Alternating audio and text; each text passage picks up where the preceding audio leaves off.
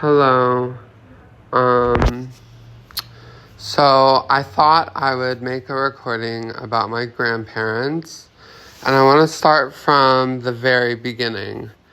My grandfather he grew up in Presque Isle, Maine, and he had a Canadian French mother, and she was a single mom to 3 boys because his father died from tuberculosis. And she was an alcoholic. And he remembers going to buy plates every Sunday after church because she would throw plates at the stove and break them every Saturday night. And but she was an amazing woman. Like, she owned restaurants, and they had chickens, and he remembers eating so much chicken. Like, he hated eating chicken my whole life because he ate so much when he was young, and he just had a really interesting childhood where, he grew up without a dad, and that must have been really hard for him. And he had 2 brothers, and he remembers he had a scar on his hand from a fork because he was picking up his brother and throwing him under the table and picking him up and throwing him under the table, and his brother had a fork, and he just jabbed it into my grandfather's hand. And I think that, that was they actually looked at that fondly, and they talked about it and laughed. I remember my Uncle Gerald and my great-great-uncle Gerald, talking about that with him, and they laughed, and that just was something that came up every time we were all together. And that was like a hallmark of what I understood from his childhood, was that, the boys were very dependent on each other, and they just interacted like any brothers would. And then my grandmother, she was actually born in a house. She was born at home in Easton, Maine, and she had 3 brothers, and she was the only girl. And she said she remembers that money was really tight, and her parents always kept jam on the table because they used jam for everything, and they were farmers. And she remembers at Christmas, they would get fruit and a peppermint stick, and sometimes they would get 1 gift, but it was very rare. And she was very spoiled because she was the girl, and she wanted a doll so bad. And she would look for the Christmas presents that were hidden. And she once found that she had gotten this doll that she wanted so bad, and she was so excited. And she ended up attending school before she was supposed to because she wanted to just go to school with her brothers, and she did. And she grew up very protected because of her brothers, and she picked potatoes when she was 19, and she had this little potato basket necklace and earrings, and I wear that potato basket necklace that she bought with her first paycheck. I wear that potato basket every day, and it reminds me of her. But the interesting thing is her and my grandfather met when they were 12, and they kissed over a fence. And I just think that's the cutest thing. And then when they were teenagers, my grandmother had a best friend named Margie, and my grandfather had a best friend named Stan.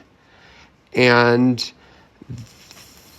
Stan and my grandfather had a car, and Marge had a car, and my grandmother and Marge went to go see a movie at the theater in their little Ford Model Ts, and my grandfather and Stan, while they were in the movie, went and let out the air from the tires of their car so that when they came out, my grandfather and Stan could show up and put air back in their tires for them so they could be like the gallant, knights in shining armor and like rescue them.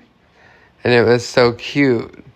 And my grandfather and my grandmother like started dating. They were like the ones for each other since the beginning. And it was really cute. And my grandfather joined the military, and he was with my grandma, and he was going to be deployed, and my grandma and him wanted to get married before he left. And his mother, the one who owned the restaurants and was this powerhouse of a woman, she said, "No, Bob," she said, "you are not going to leave this young woman a widow if you go and die when you're deployed." So he came back after being deployed, and they got married the day after Christmas. And the day after Christmas is really special because it was their day. It was always nice, we'd celebrate Christmas Eve, Christmas, and then the day after Christmas was always really special because we'd go out to dinner or something and celebrate their anniversary. And it's really hard now. It's really, really hard to deal with. And they had like a little venue at their wedding, like just a little teeny, dance hall, and they had, bare necessities because it was hard times back then. And hi, so to pick up where I left off, they had 2 kids, 3 kids actually, but Susan was born 6 months after they were married, and my grandfather was a loyal man. He did what was right, because Susan, again, was born 6 months after they were married. And then my Uncle Bob was born, and they got their first TV, and they got the first microwave model, and it still worked. It still worked in 2016. It's still, that same microwave still worked. It was amazing. And, then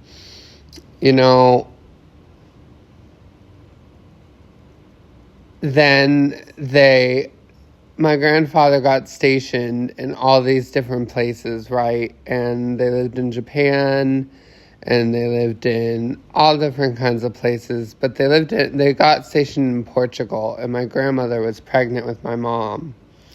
And my mom was born in Portugal on a military base, so she's an American citizen, but she was born in Portugal, and they were going to name her like Hope or Faith or something like, Grace, but the doctors there were like, "Oh no, bad name, we name her Lisa."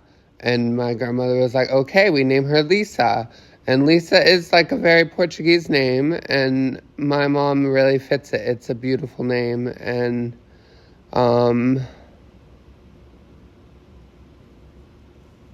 I don't know what I would do without my mom, really.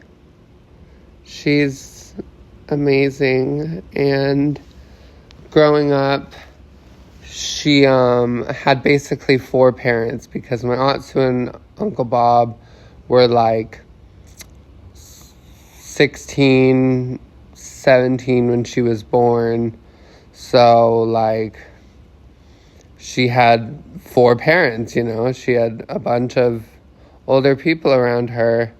And it's kind of funny. I kind of ended up with the same ordeal, but I'll discuss that in another recording, because this is about my grandparents, and you know, they had my mom, and then they moved back to Prescott, Maine, when my mom was 1, and they lived there, and my mother grew up there, and my grandfather did all kinds of jobs. He was a handyman, and he sold stuff at flea markets, and you know, he was in the Air Force, and he just did amazing things. And my grandmother was an amazing stay-at-home mom. She cooked dessert every night. She cooked a meal. You know, she did everything she could. And it was really the picturesque American dream. They had a log cabin that on the water, and they enjoyed that for a while. And